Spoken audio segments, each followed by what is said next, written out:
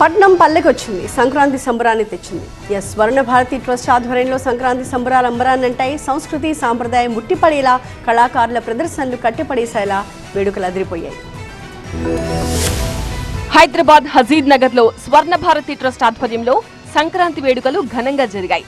పల్లెదనం ఉట్టిపడేలా, సంస్కృతి సంప్రదాయాలు ప్రతిబింబించేలా సంబరాలు అంబరాన్నంటాయి. పల్లెటూరి సెట్లో సంక్రాంతి ముగ్గులు, పిండి వంటలు, హరిదాసులతో పాటు డూడు బసవన్నల విన్యాసాలు అందరినీ ఆకట్టుకున్నాయి.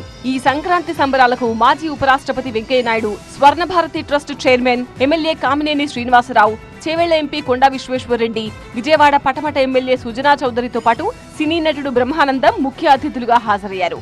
కన్న తల్లిని, పుట్టిన ఊరిని ఎన్నటికీ మరిచిపోవద్దన్నారు వెంకయ్యనాయుడు.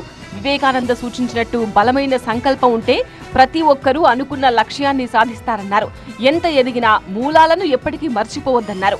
అంతేకాదు, సమాజంలో శాంతి ఉంటేనే అభివృద్ధి సాధ్యమన్నారు. కలిసికట్టుగా ఉండి భారత సంస్కృతి సంప్రదాయాలను కాపాడాల్సిన బాధ్యత అందరిపై ఉందన్నారు వెంకయ్యనాయుడు. శాంతి ఉంటేనే అభివృద్ధి సాధ్యమవుతుంది. శాంతి ఇంటిలో, శాంతి సమాజంలో, శాంతి రాష్ట్రంలో, దేశంలో, అలాగే ప్రపంచం అంతా ఉన్నప్పుడు ప్రజలందరూ సుఖశాంతులతో సంతోషంగా జీవించగలరు.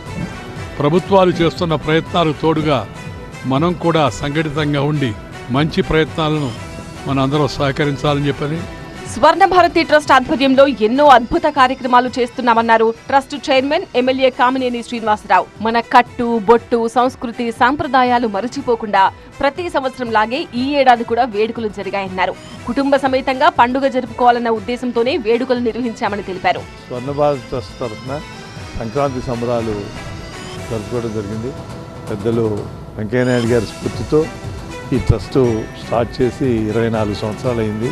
ఇది ప్రత్యేకంగా గ్రామీణ యువత, మహిళ, అలాగే రైతుల కోసం, వాళ్ళకి శిక్షణ కోసం చేస్తుంది. మొత్తంగా స్వర్ణ భారతి ట్రస్ట్ ఆధ్వర్యంలో జరిగిన సంక్రాంతి వేడుకలు పల్లె పట్టణానికి తరలి వచ్చిందా అన్నట్టుగా ఎంతో ఘనంగా జరిగాయి.